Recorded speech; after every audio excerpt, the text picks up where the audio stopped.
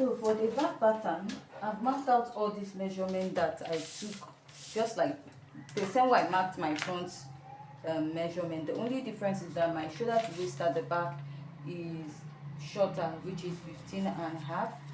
Here is my chest line, my bust line, and here I added 5 inches after that. So the only difference is that I used my shoulder to waist measurement at the back. So for people that don't like using their shoulder to waist, they just make use of the basic corset pattern. When you're making an inbuilt corset, when you come up by 2.5, just like we did for the front, what they do is they now take that measurement all the way straight. So now what I'm going to do now is to go ahead and mark out my basic measurement neckline of 3 by 1.5 inches for the back, and I will connect and also connect at this point. So next, you want to start by marking your dart intake, and you will mark your nipple to nipple divided by 2, just like we did for the front pattern.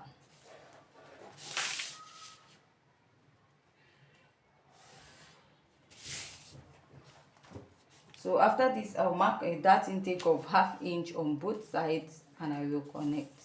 Come down by 1 inch here, and I'll go ahead and I will connect at this part and also at this part of my pattern. So I'll be taking this down. So for the back pattern, there is nothing much going there. It's just a regular back pattern. So what you're going to do next is to go ahead to insert your measurements. Mark your bust circumference divided by 4.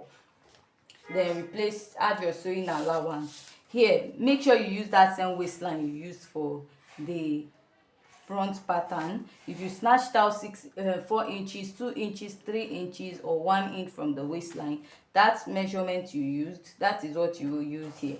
Measure the dart intake, that is 1/2 inch on both sides, giving you 1 inch, and you mark. So after that, go ahead to add your sewing allowance. If it's 1/2 inch, if you're using an allowance for that, go ahead to do so. So here you mark your hip circumference divided by 4 and add your sewing allowance. Now you want to connect from here all the way to the waistline and down here.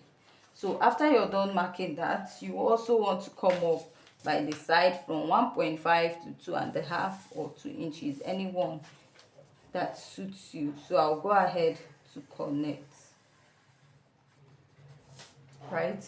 So now I'll be marking the lacing area. So this totally depends on how open the person wants the back to be. So you can use just a basic back design. So you can use from 1 inch to 2 inches, 2.5. In some cases their back is open. For this, we're just making a basic back pattern. So you can use 1.5 to 2 inches. So I will use here, indicate that there's an eyelet here. So you also want to cut out a modesty panel because at the back there's a covering on it. So now I'll mark like 1/2 inch, and I'll be extending this all the way up. So this is my back pattern, and from here I'll come down by 1.5 or 1 inch. So I will now connect this back to my nipple to nipple points here.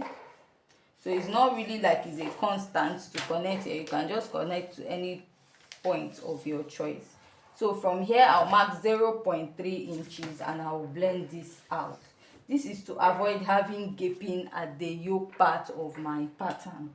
And I will go ahead to cut this out. So this is just it for the back. The back is very simple. It's just like a regular back pattern. So I will just go ahead and cut this out.